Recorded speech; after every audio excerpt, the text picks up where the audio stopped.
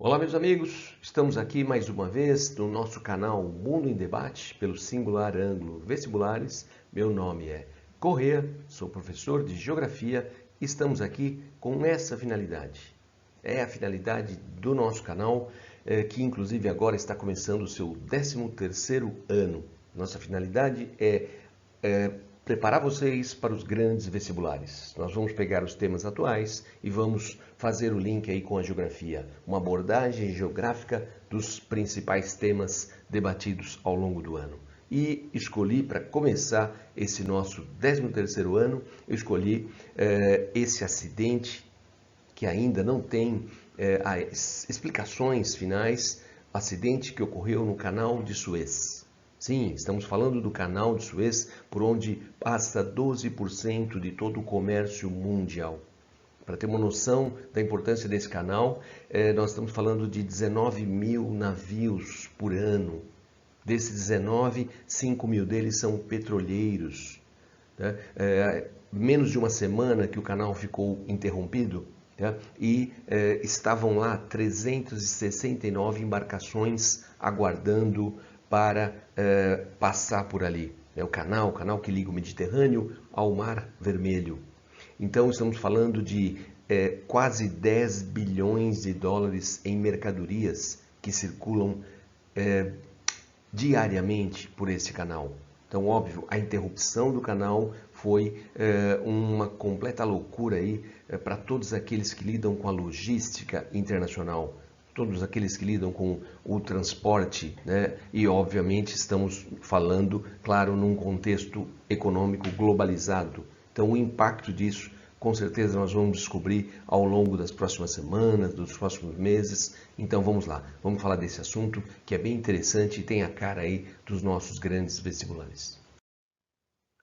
Foi na terça-feira, dia 23 de março, pela noite da terça-feira, para nós aqui, começaram a chegar as primeiras imagens. Não ainda nos principais jornais, mas em grupos de WhatsApp, Twitter, contatos mais específicos em torno desse tema e, por acaso, me chegou essa imagem. E um colega que não é da área me perguntou: Ô, Corrêa, sabe de alguma coisa? O que é isso? É normal? Claro que essas setas indicam, né, as embarcações, a direção das embarcações, ao norte ao Mediterrâneo, sul, né, o Mar Vermelho e a partir dali o acesso ao Oriente Médio, Golfo Pérsico e etc. E claro que algo tão conturbado, né, literalmente um engarrafamento, não é algo corriqueiro. E aí veio a pergunta do colega: o que está acontecendo? Bom, não sei, não tenho ideia. E aí, vamos lá, vamos partir para outros contatos, outros sites mais específicos e tentar descobrir o que estava acontecendo nesse local extremamente importante. A imagem já destaca ali a palavra Ever Given, né? E, bom, o que é Ever Given? Na terça-noite, eu acho que só pessoas muito, mas muito ligadas ao assunto para ter a noção se tratava de um dos maiores cargueiros do mundo, passando pelo Canal de Suez, canal que foi inaugurado em 1869, uma verdadeira obra, né, faraônica, ligando o Mar Vermelho ao Mediterrâneo, uma obra de tanto sucesso que os engenheiros responsáveis por essa obra, realizada ao longo de 10 anos, foram convidados posteriormente para construir o Canal do Panamá, mas lá uma outra história, acabaram que não finalizaram, veio uma empresa americana que finalizou e não os franceses, os responsáveis por essa obra, mas eu acho que para nós aqui, nesse contexto histórico, estamos falando de um canal que existe há mais de 150 anos.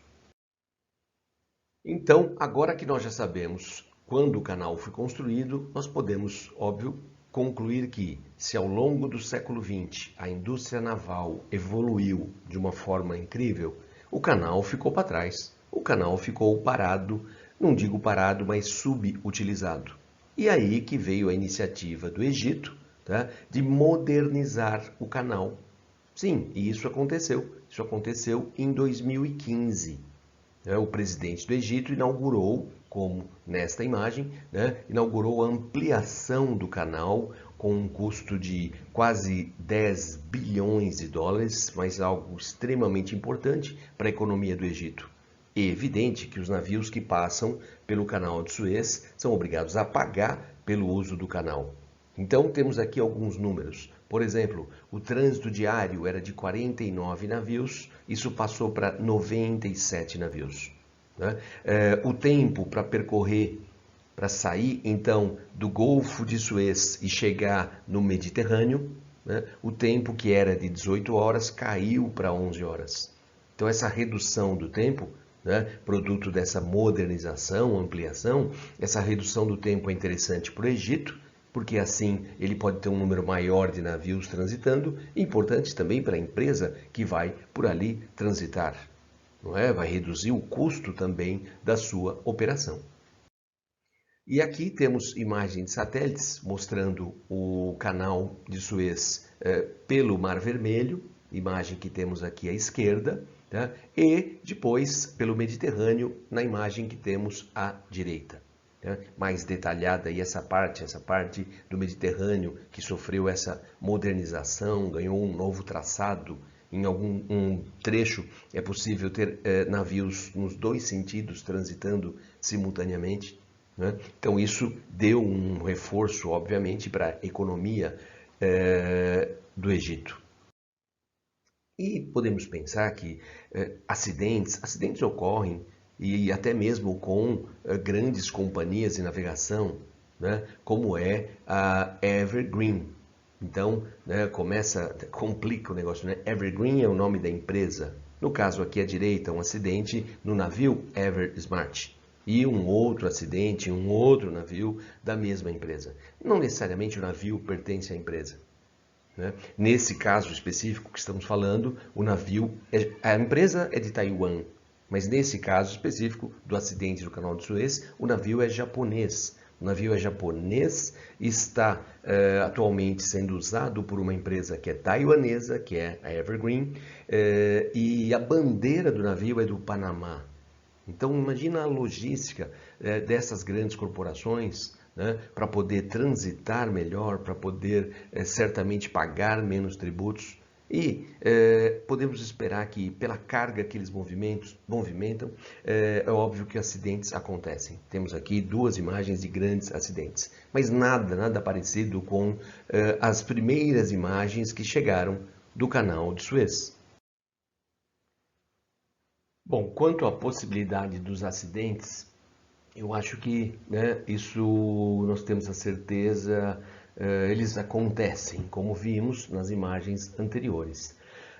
Porém, a imagem do navio, né, do navio japonês Ever Given, simplesmente atravessado, tampando o canal, né, impossibilitando a passagem de qualquer outra embarcação. Um dos lados, inclusive, o navio chegou a avançar sobre a margem, literalmente o navio ficou preso, né, na margem. O que pode ter movimentado um navio de 400 metros? O canal tem 250 metros, ele já moderno, né, com essa modernização, 2015, ele tem 250 metros de largura, mas o navio tem 400 metros.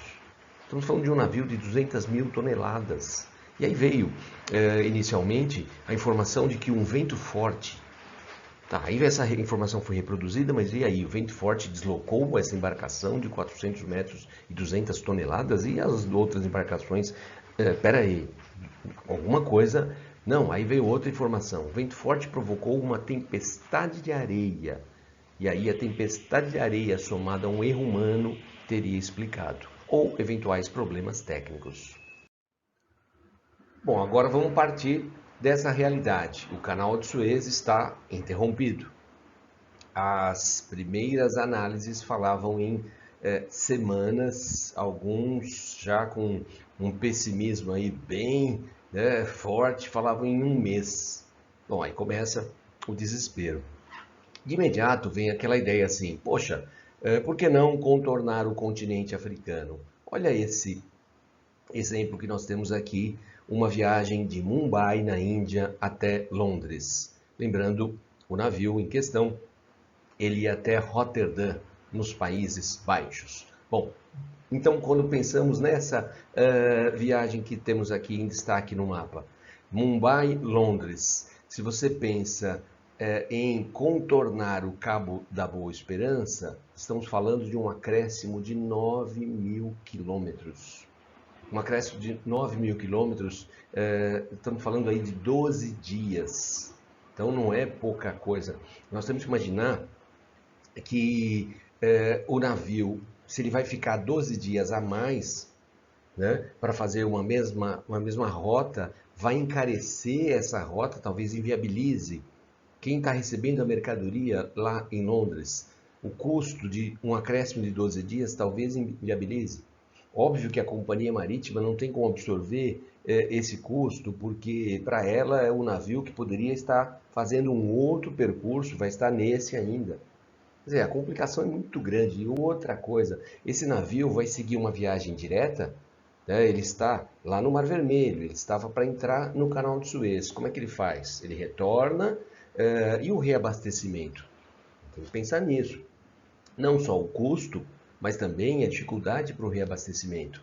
Outra coisa, algumas paradas estratégicas serão feitas. A tripulação vai poder sair? Uma população, para que ela possa sair, ela tem que ter uma documentação compatível com o país. Muitas vezes você tem um navio de cruzeiro na costa brasileira e boa parte da tripulação não pode sair pelos documentos. Essa viagem ela já se dava alguns dias, agora ela vai se tornar ainda mais longa. Difícil não ter algumas paradas. E outra coisa, você já passou por ali e vai passar novamente pelo litoral da Somália, o chamado Chifre da África. É o lugar mais perigoso que existe, pensando em roubo de carga, pensando em pirataria em pleno século XXI. Tanto que as companhias de seguro ficaram apavoradas. Existe um seguro, que é um seguro chamado ponto a ponto. É o seguro de uma mercadoria. Digamos que você produziu a mercadoria e vai levá-la até o endereço X. Então, ao longo desse percurso, a carga está assegurada. Como é que fica agora? Então, dá para imaginar aí uma série de desdobramentos. Será que essa empresa de Taiwan, com navio japonês, com bandeira do Panamá, será que essa empresa vai ser processada? Provavelmente. Né? Por quem? Por quem não recebeu a carga e pelos tantos navios que ficaram à espera para receber essa carga que ainda vai chegar. Né?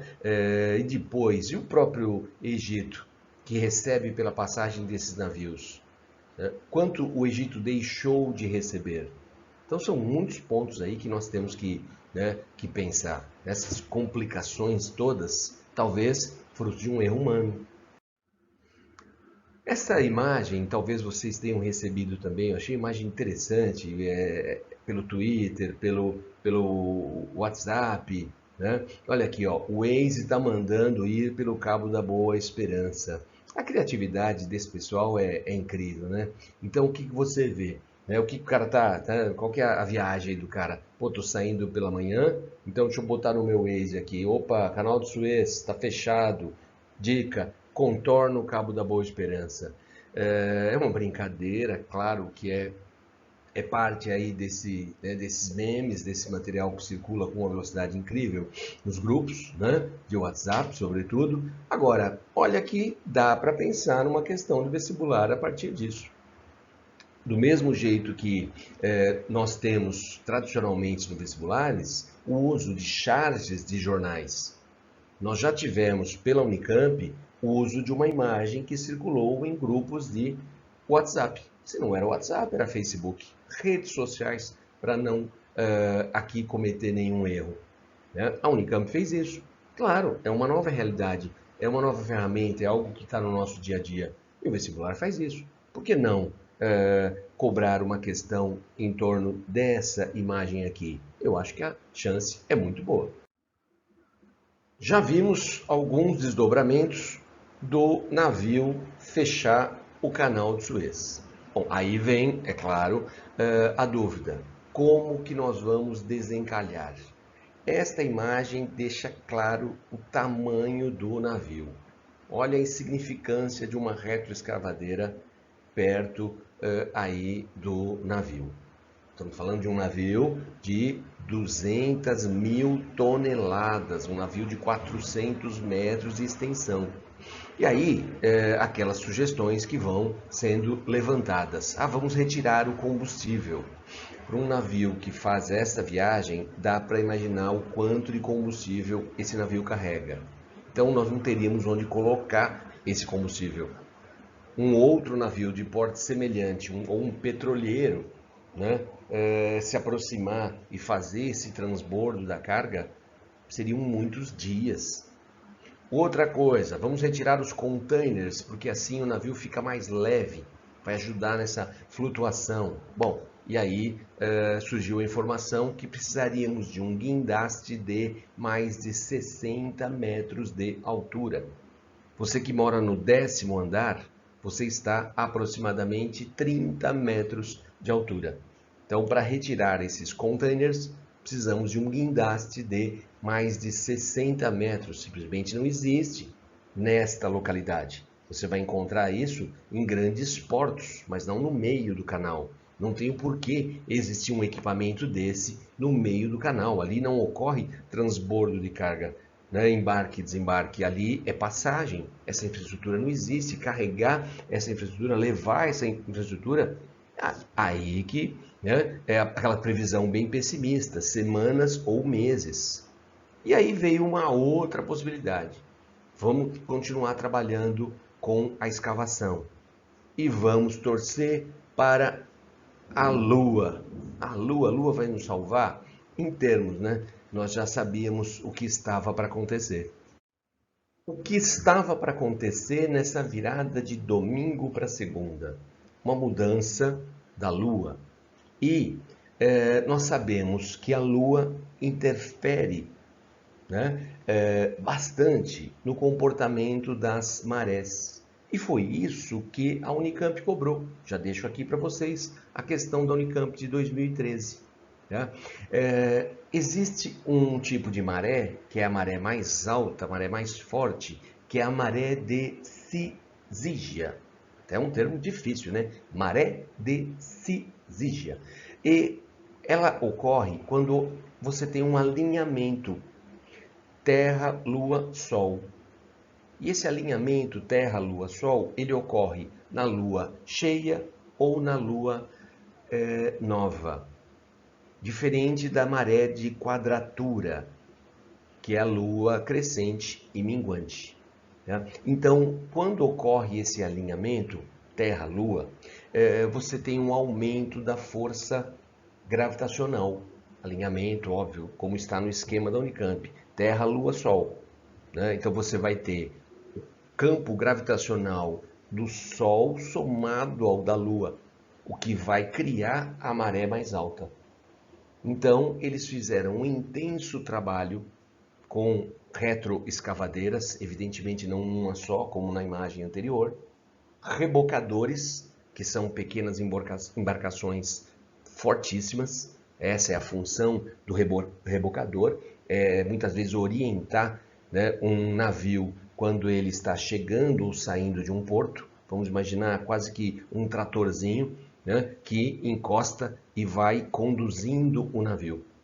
Então, rebocadores, retroescavadeiras e contando com essa elevação máxima da maré, que ocorre na maré de Cizígia. E qual foi a boa notícia? A boa notícia que surgiu hoje pela manhã é que conseguiram desencalhar o navio após 6 dias.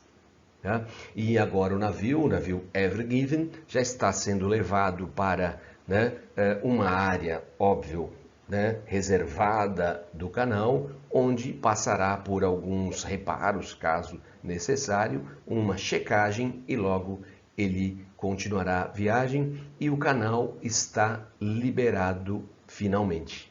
Então foram 6 dias, não semanas, meses, como alguns chegaram a aventar, mas com certeza os desdobramentos serão grandes e fica, lógico, aquela dúvida, né, de como nós estamos sujeitos a esses contratempos que podem simplesmente parar a economia do mundo, e lugares que muitas vezes nem sequer chamam atenção.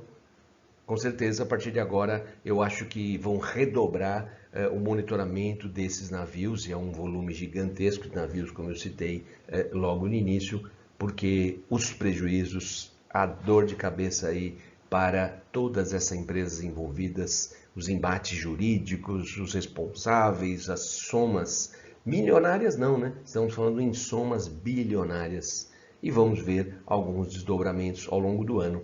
Então é isso. Finalizamos o nosso primeiro programa e vamos ter aí um bom ano podendo fazer esse paralelo geografia e questões atuais. Fiquem com o Facebook, enviem comentários, dúvidas, sugestões de temas, vamos nos falando, porque nós temos que ter isso claramente. Tem que estar bem claro o que? Nós temos distanciamento social.